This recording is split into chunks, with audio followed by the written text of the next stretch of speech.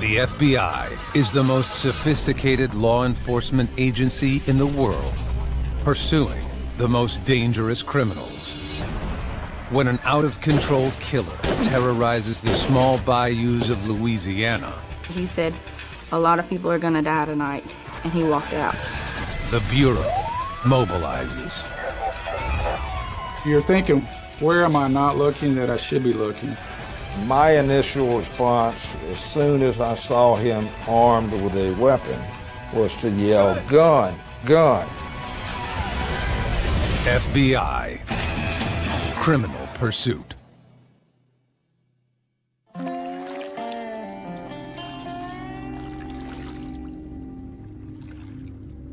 Lake Providence, Louisiana. Set back on the bayou. It's a forgotten town where outlaws are born and bred and occasionally break loose.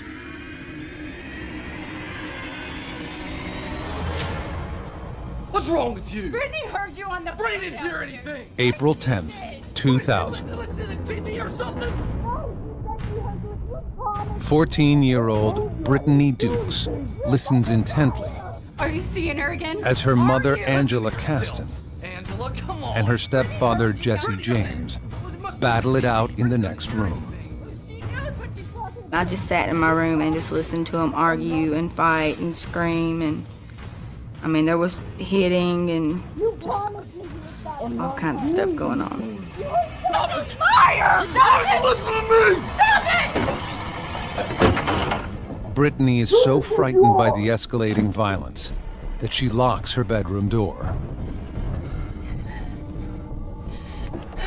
About that time, I heard my mom on the phone with the cops. 911.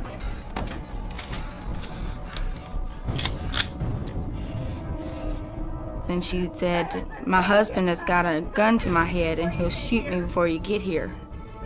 And when I heard her say that, I went to unlock the door. I was gonna run in there and try to just, I guess, see if I could stop him, you know, just ask him to stop, beg him not to do that. Before I even got my hand off the lock, I heard the gunshot. He placed the shotgun under her cheek and blew her away. The dispatcher actually heard the shot. The teenager is frozen in fear as the footsteps of her stepfather come closer to her room. He came to the door and started beating on the door just a little bit, telling me to open the door. But before I could get to the door, he busted the door through.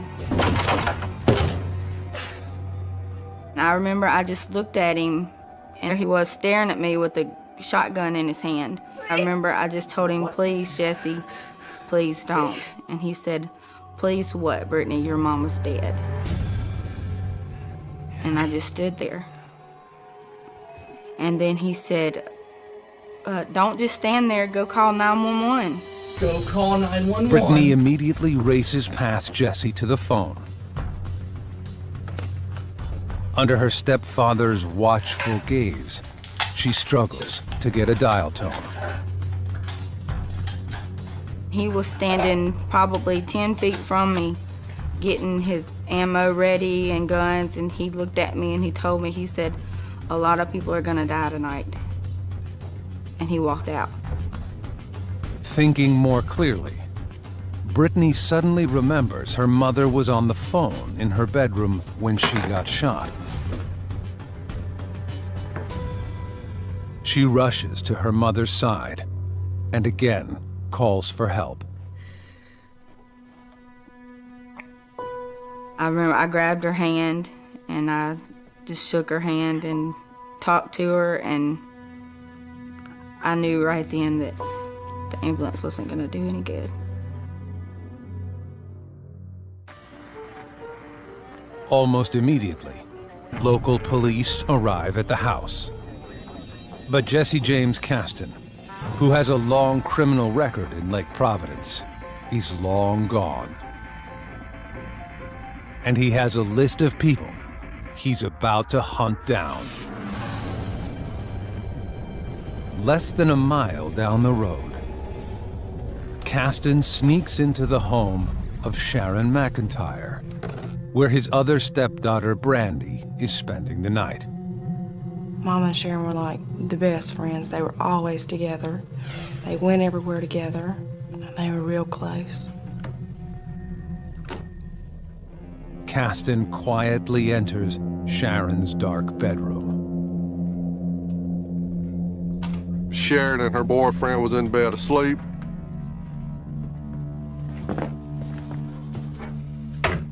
He turned the lights on and shot Sharon while she was asleep about 6 times in the back. Brandy is startled by the sound of gunshots. It's like it was real, but it wasn't real. So I jumped up, and it's like, I don't even remember my feet hitting the ground. I just got underneath the bed. I heard her boyfriend screaming, "Oh, Sharon, oh, Sharon." So I knew somebody had shot her. Brandy hears someone shouting orders to Sharon's boyfriend. She recognizes her stepfather's voice. We're gonna have a problem with you! Just lay down. Just lay down, man. Don't get up. And he said, if you get up, I'll shoot you too. Then, she hears something even more chilling. And he said, where's that girl? Where's the girl at? And her boyfriend was saying, I don't know, man. I don't know. Where's the girl? I don't know. And then my door slung open and the light flipped on. I always play the radio at night, and I was like, oh my God, the radio's on, he's gonna know I'm in here. First place anybody's gonna look's under the bed was my thought. So I was holding my mouth and watching his shoes, making sure he didn't get closer to me. And just scared.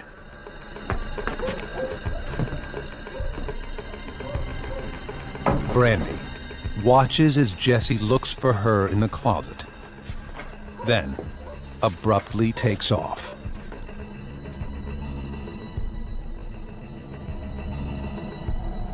I was terrified. I just knew he was coming back. I knew he would. Brandy tries to call 911, but there's no dial tone. Then her aunt knocks on her front door. And she said, Brandy, Jesse killed your mom. And I just hit the ground. And then the next thing I know, I'm sitting in the car and Brittany's holding me. And we go down to the house and they're just screaming to get us out of there. And then they went and locked us in the police station.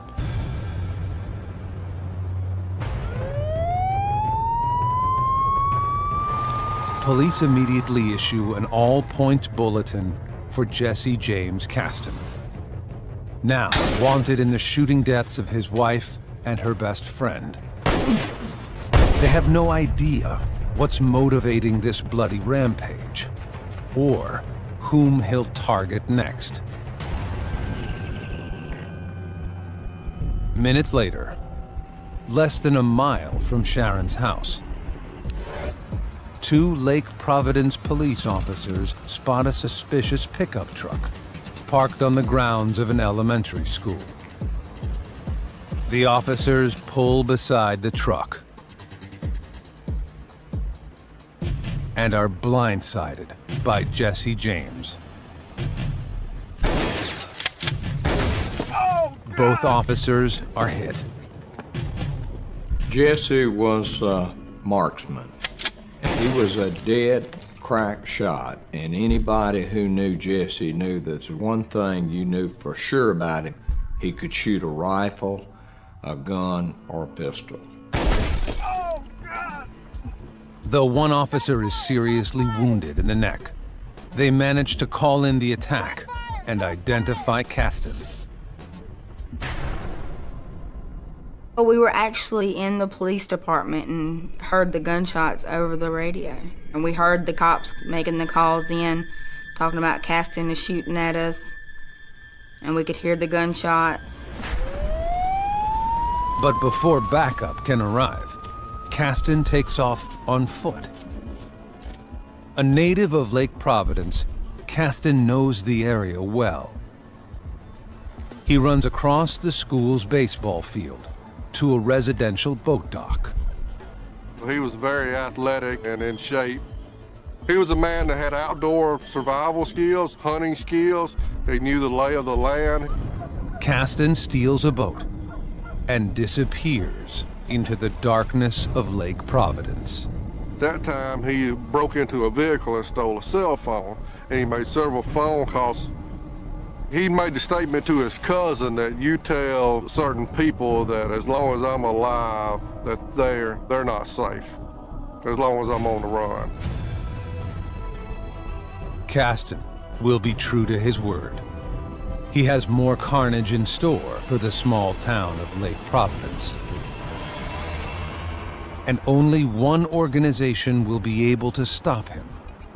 The world's best specialists at catching fugitives. The FBI. Special Agent Nate Songer, an expert in violent crime, knows that every second counts. We knew this crime spree was going to continue unless we got a handle on it as quick as we could.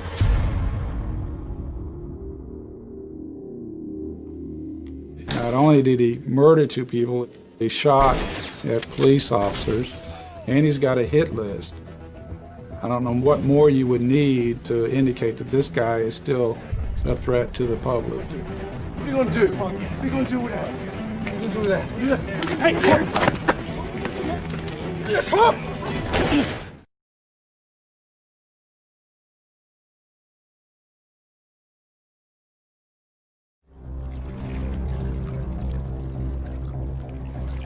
April 13th, 2000. In Lake Providence, Louisiana, authorities are hunting down a cold-blooded killer named after the Wild West's most infamous outlaw. They were not going to forget that name, Jesse James Caston, and if they had any doubt as to whether or not he was dangerous, that would soon disappear. Jesse James Caston is wanted for the murder of his wife Angela and her friend Sharon, as well as the attempted murder of 2 Lake Providence police officers. Local authorities call on the Louisiana State Police for assistance. But Jesse has already found a hiding place. He took the ditches and the wood lines and stuff, looking for a place to hide, and he come to Mr. Ernie Wilson's house. That time there was an old camper growed up in the weeds out behind the house, and that's where Jesse had stayed at. There, less than 5 miles outside of town, Caston lays low. He watches the Wilson house, stealing food when Ernie Wilson and his wife are away.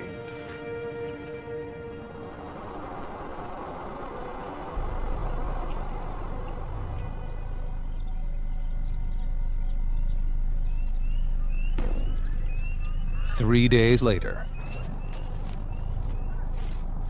Caston breaks into the house. Don't move! What the? Don't move! Ties Wilson to a chair, robs him of $170, then kidnaps the elderly man.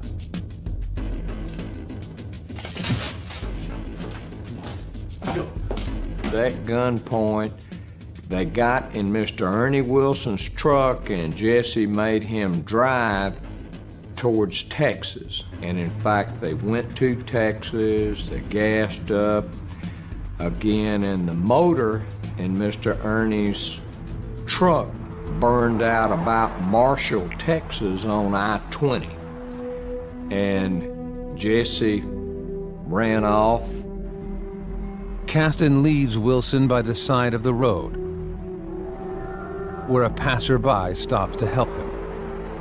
He returns to Lake Providence unharmed. Caston is now far away from Louisiana police, but he's made a critical mistake. Kidnapping and crossing state lines are federal offenses, and the FBI is immediately notified. Special Agent Harry Deal, a native of Lake Providence who grew up just down the street from Caston, is brought in on the manhunt. Kidnapping is a federal offense. Crossing state lines with a kidnapping victim allows us to immediately take over control of the investigation.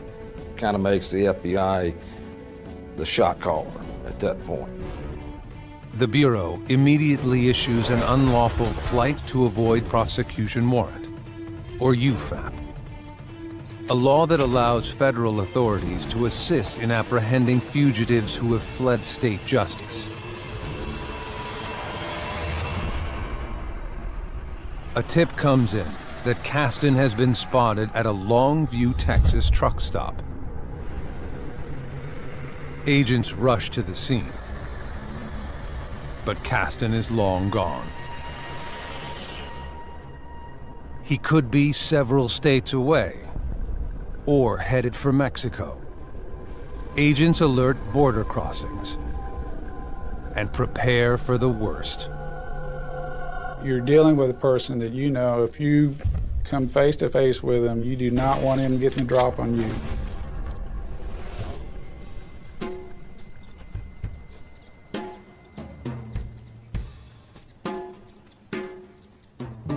By now, word of Caston's crimes has spread like wildfire across the tiny town of Lake Providence.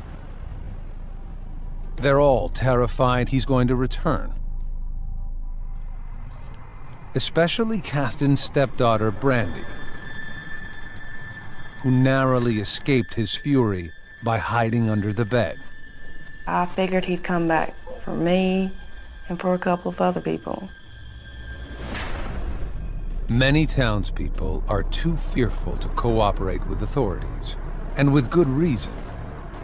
Jesse and his brothers Frank and Sonny James have had dangerous reputations since childhood.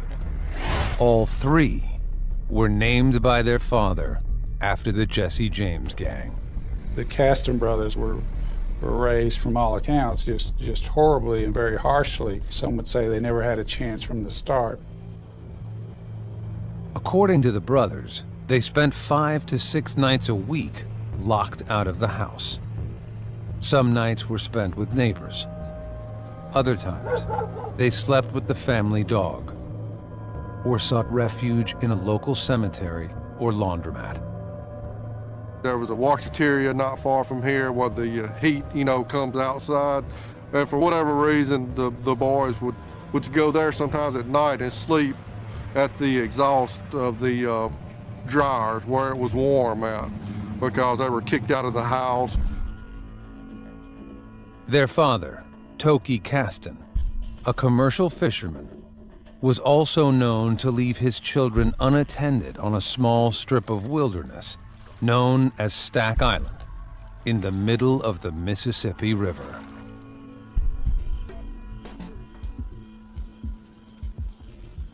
As young boys, they would be covered in ice, nothing on but a t-shirt, something that would make a grown man, sick, and these boys were out there doing it and didn't have a choice. Jesse took the lessons to heart and learned to thrive in the wild. The way he dealt with animals, most people don't flip a snapping turtle over and kiss it on the lips, pick up alligators and handle them. He did. He didn't have fear. Former prosecutor Buddy Caldwell is all too familiar with Caston's lack of fear. A few years earlier, Caston was accused by landowners of fishing illegally on private property. Jesse had cut some locks off of gates, etc., with some other commercial fishermen who made their livelihood from the Mississippi River. I dismissed charges that he had illegal broken locks, so Jesse knew if I told him something, I would do what I said. But Caston's petty crimes soon escalated. In 1988, he shot and killed a man outside of a local restaurant. What are you gonna do? What are you gonna do with that? Jesse shot him while another man was holding him. So he may or may not have had good reason to do that. Jesse claimed self-defense, but was convicted of manslaughter.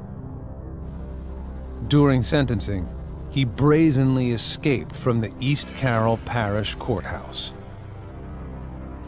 He broke and ran from the courthouse and nobody could find him, and I think that's where they underestimated him. Caston remained on the run for 2 months.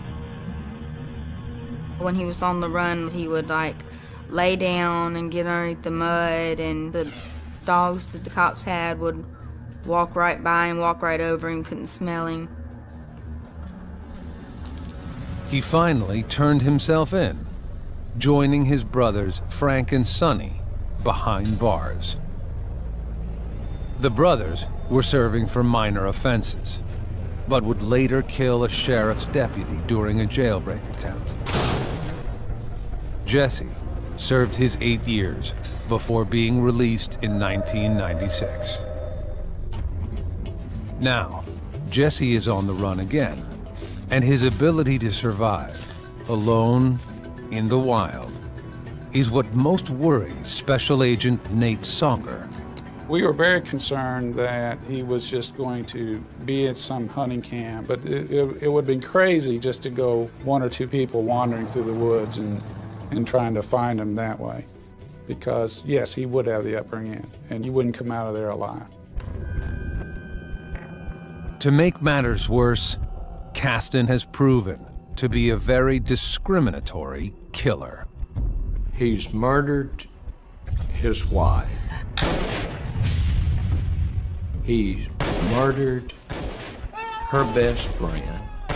He's let one child live, was gonna kill the other child. He's kidnapped a man and let him live, and he's shot at and tried to kill 2 police officers. So this is a very dangerous man, and he's selective about who he's going to kill. And that was the reason for the fear of a lot of people in the community who began to wonder, had they ever crossed Jesse James Caston?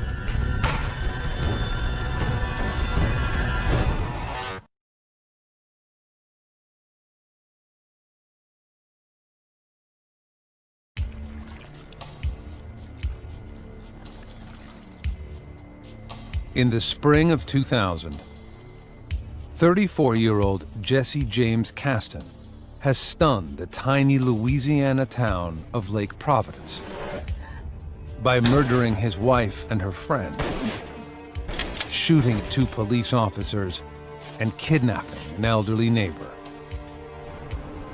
FBI agents are trying to uncover Caston's motive for the murders. They question his co-workers at a power plant in Mississippi and find out he has a secret. Caston had been cheating on his wife, Angela, with a woman who lived in the area.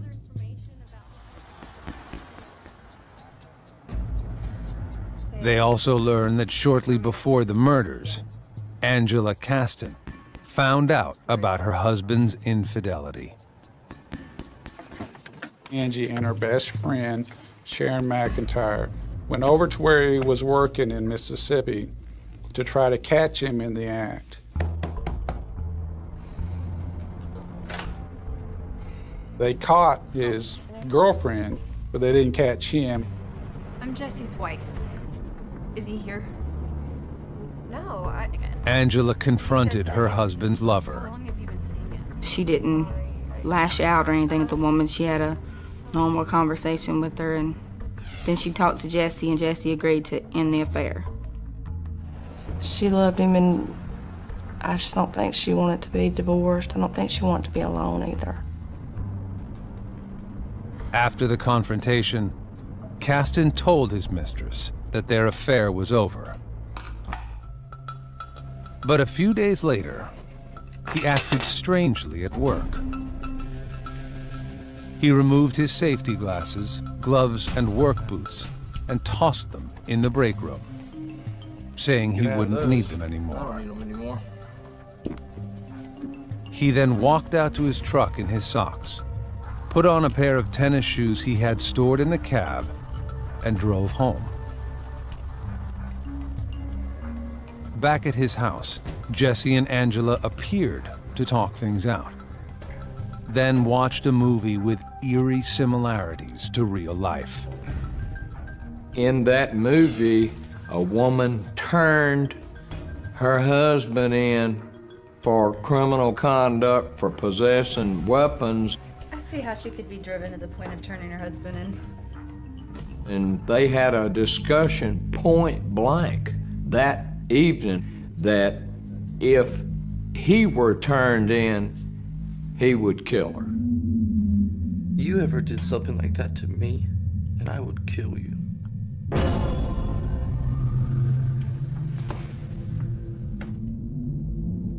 Angela went to take a shower, and Jesse made a phone call. Angela's daughter, Brittany, was suspicious and told her mom. And she accused him of talking to a lady that he had been having an affair with. And it just started an explosive fight. Hours later, Angela Caston called 911, pleading for help. I knew, he'd fight Mama, but I didn't think he'd kill her.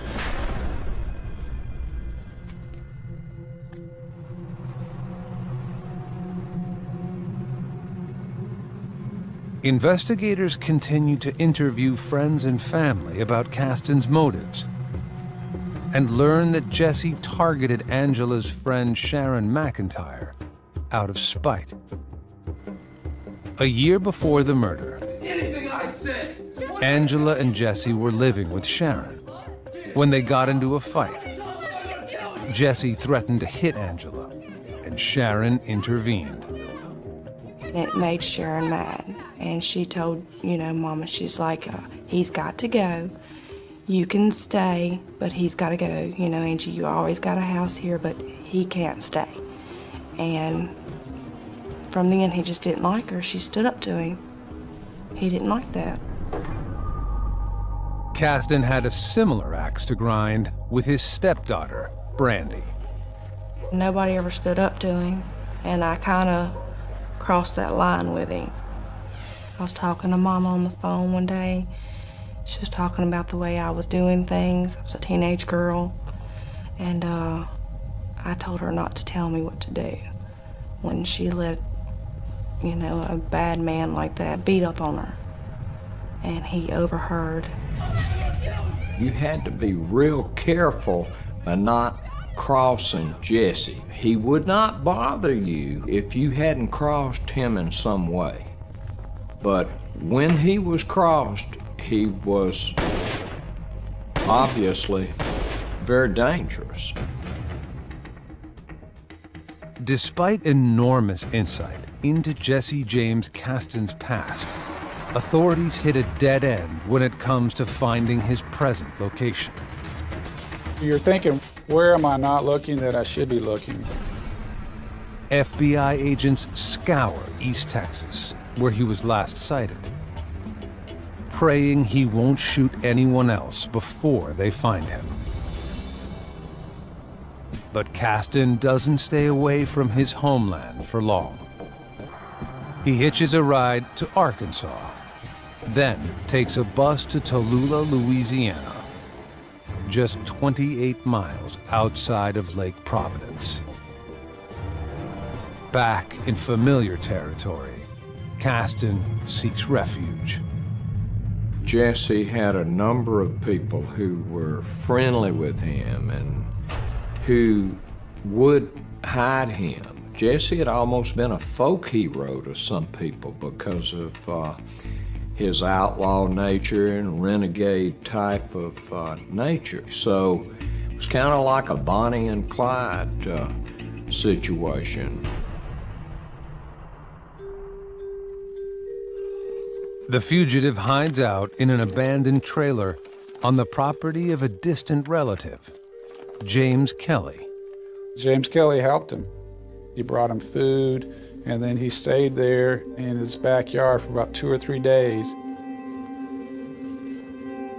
Caston is now in close proximity with James Kelly's daughter-in-law, Andrea. Yet another woman Caston is allegedly having an affair with. He could be as friendly as anybody you want to meet and very charming. So he can get into a lot of places other people can't, and that really makes him dangerous. And the people that knew him, I guess, the best, that's why they feared him so much. After nearly a week in hiding on James Kelly's land, Caston charms another girlfriend into giving him a ride. He disappears once again. This time, for months. His tracks are untraceable. There were times where we were not sure he'd ever left Lake Providence. There are a lot of old farms and barns and places like that where someone with Caston's survival abilities could stay. Several sightings are reported, but prove to be false leads. Despite repeated visits to Lake Providence, authorities are met with nothing but resistance. We did feel that his family was in contact with him on a regular basis and was doing whatever they could to assist him. Others in town are simply too afraid to talk. People literally worried where he was, and was he going to show up at their house and cut their throat or shoot them, because he was one of the few people that was very capable of doing that. Even Special Agent Nate Songer takes extra precautions. Nowadays, most agents have M4s, which are .223 rifles, but back then we didn't have them. But I had got authorization to carry an M16 in my car, which I did anytime I went up there to do anything, because I did a lot of surveillance, watching, certain houses, trying to see. And I knew if he was cornered, at least I didn't want to be outgunned. 4 months after the murders, agents put Jesse James Caston on the FBI's famed Most Wanted list. Once they become a top 10 fugitive, it is our priority to stay on those people until they are apprehended, because they are the most dangerous 10 people out there. Everybody wants to catch one. It's an honor to be the case agent of one, but it's an even greater honor to actually catch one. Agents hope the $50,000 reward money will entice someone in Lake Providence to talk. Instead, the reward creates a dangerous paranoia. The family itself became very suspicious of anyone outside of the family asking questions about Jesse or wanting to know information, because they felt that they were going to be motivated by the money.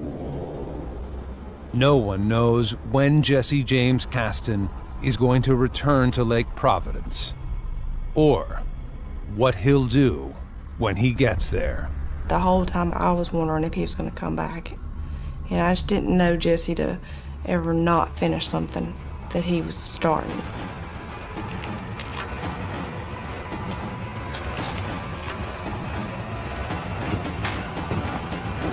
Get more FBI Criminal Pursuit online at investigationdiscovery.com.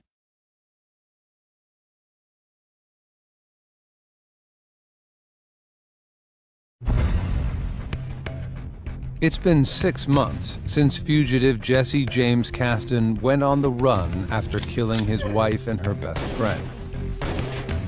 He's on the FBI's top 10 most wanted list, and agents are hoping the publicity will generate some strong leads.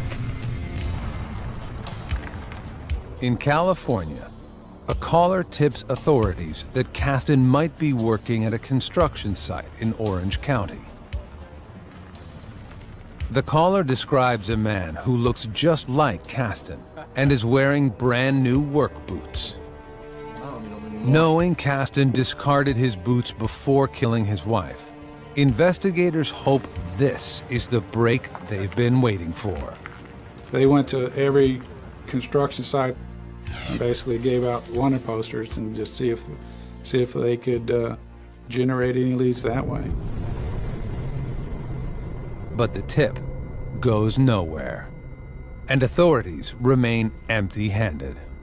We had a lot of very good leads, a lot of lookalikes. They were actually, wanted criminals that were acting suspiciously because they were wanted and they just happened to look like Jesse. Investigators are certain it's just a matter of time before Caston returns to his hometown. We knew and even the locals will tell you this, he eventually was going to come back to Lake Providence. It was just a matter of when. And he didn't have any money, so all he could rely on was friends or family.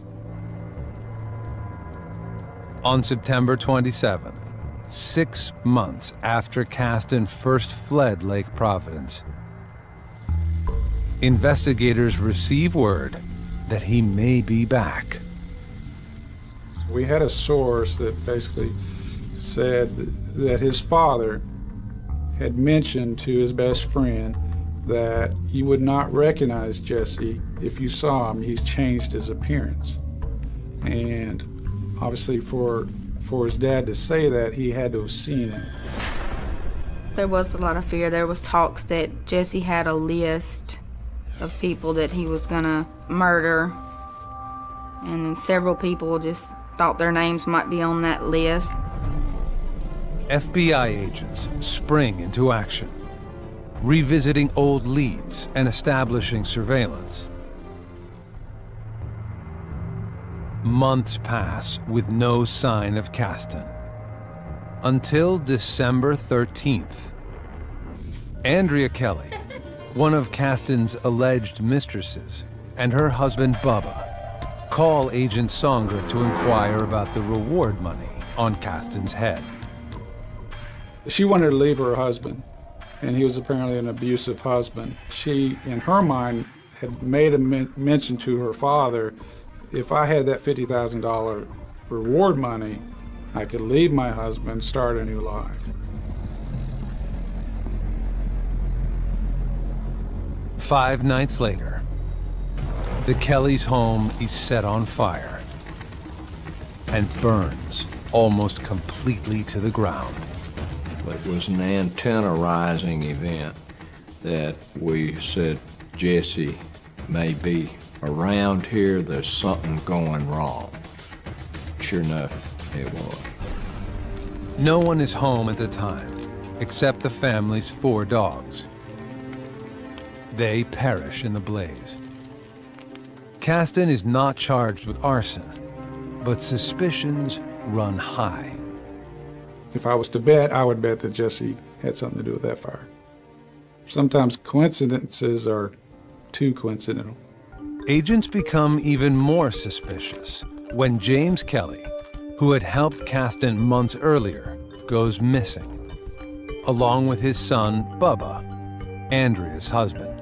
James Kelly was trying to let his son, Bubba Kelly, know that Jesse was having an affair with his wife. And we believe that James wanted them to meet so that Bubba could front Jesse with that himself. The following morning, the Kellys' vehicle is discovered on the Mississippi River levee in East Carroll Parish. One body is found inside, the other nearby. Daddy was shot, and then his throat was cut. The son, Bubba Kelly, was shot. Police suspect Caston is behind the killings, but have no proof. They step up the search to find their #1 suspect. Investigators put pressure on Jesse's parents, family, and friends to reveal his whereabouts. Interviews and polygraphs reveal that Jesse has recently been sighted at his father's and possibly his mother's house. Agents prepare to take Caston down. Early morning, December 20th, 2000. Agents and police conduct simultaneous raids on the homes of Jesse's mother and his brother. Clear. But Caston is nowhere to be found. Although they strike out, Agent Deal isn't willing to give up.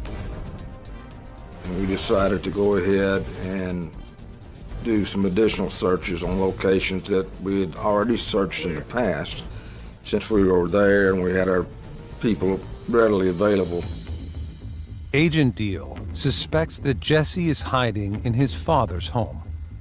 Surprisingly, Jesse's father gives authorities consent to do a search.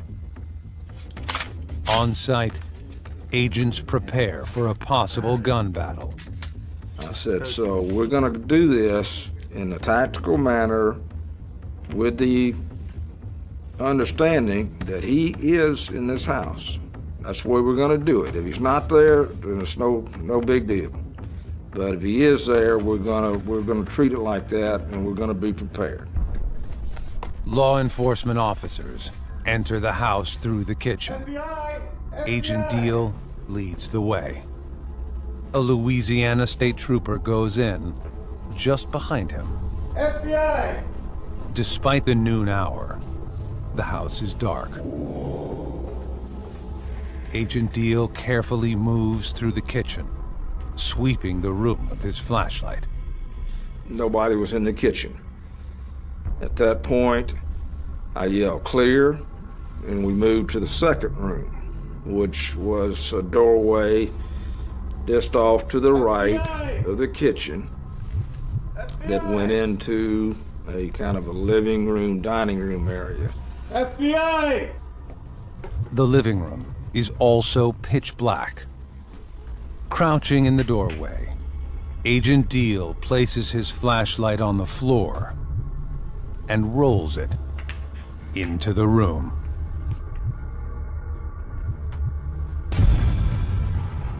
Caston immediately stepped out from behind the wall and was literally 1 foot away from me. The first thing that I noticed when he stepped out from the wall was, one, that he had an M1 carbine rifle across his chest.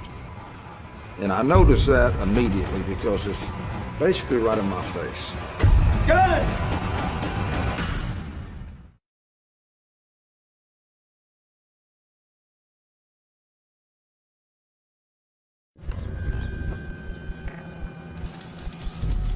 It's 5 days before Christmas, and Special Agent Harry Deal has come face to face with multiple murderer Jesse James Caston, one of the FBI's most wanted fugitives. Caston is armed and extremely dangerous. He was holding the weapon initially in what I would call a port arms position across his chest. Agent Deal has his own gun trained on Caston. His finger is on the trigger, and he's prepared to fire. He took the weapon and put it under his chin and said, "I don't want to hurt anybody. Get out of here. I don't want to hurt anybody." Back out the door. A Louisiana state trooper automatically pulls Deal out of harm's way by yanking the strap on the back of his vest. Get on your knees, hands on Agent head. Deal and the trooper take cover in the kitchen. Put your Deal tries to negotiate with Caston. Get out of here! But Caston threatens to shoot if authorities don't leave. Agent Deal agrees to back out of the house, hoping Caston will cool off before the situation escalates. By then, the Louisiana State SWAT team had arrived, and we had a complete perimeter set up around the house. Get out of here! I'm not talking to any of you. From inside the house, Caston tells authorities he's willing to negotiate with only one man, then prosecutor Buddy Caldwell. Buddy Caldwell! Agents get Caldwell on the phone, then throw it to Caston. Buddy? He said, Mr. Buddy, I'm gonna kill a lot of people today. I said, yeah, Jesse, I know. Just don't kill anybody until I get there.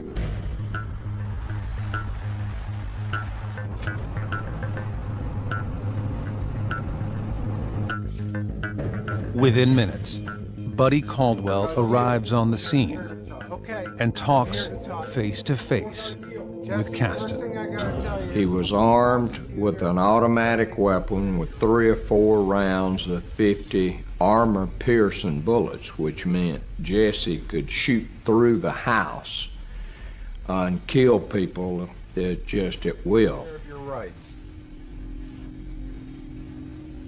Caston tells Caldwell he didn't kill James and Bubba Kelly and asks Caldwell for I will leniency. not seek the death penalty. Jesse asked for a Sammy the Bull Gravano deal, which was 10 years in prison for murdering a lot of people. I think Jesse had plenty of time to think about all this. And I said, Jesse, you might as well go ahead and shoot me, man, because if you don't, these people out here will. If I give you 10 years and all these people have died. And at that time, even Jesse was laughing, so I said, well, we're getting somewhere. Realizing he can't negotiate a lighter sentence for himself, Caston asks that his father and others not be prosecuted for helping him hide. Okay. Once Caldwell agrees, Caston surrenders. You gotta give me the clip. He handed me the gun and his clips. And of course, that was a fairly tense moment because, you know, you don't want somebody pulling the gun down. He could have easily pulled behind the door at any point in here and started firing and killed a lot of people. Drop you down to your knees. Federal agents finally take Caston into custody, ending an exhausting 8-month chase. 2 weeks later, Jesse James Caston is indicted for the first-degree murder of Sharon McIntyre, the second-degree murder of Angela Caston, 2 counts of attempted first-degree murder of a police officer, and possession of a firearm by a convicted felon. There is not enough evidence to charge him with the murders of James and Bubba Kelly.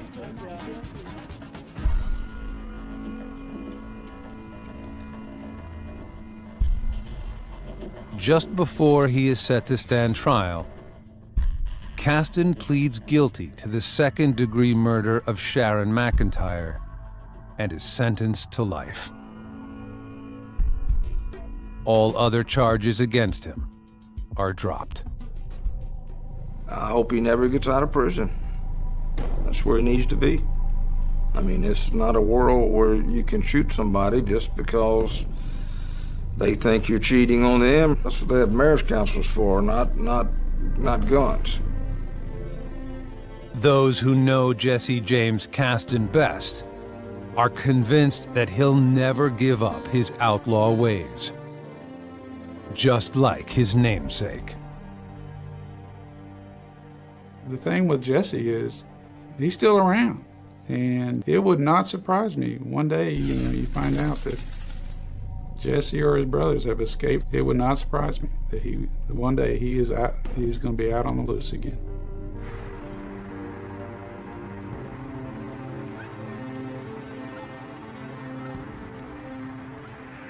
I think a death sentence would have been an easy out. I mean, maybe not very many people would agree with me on that, but as long as he's in jail, you always have to think back on the lives he destroyed. That'll never be something he can forget about.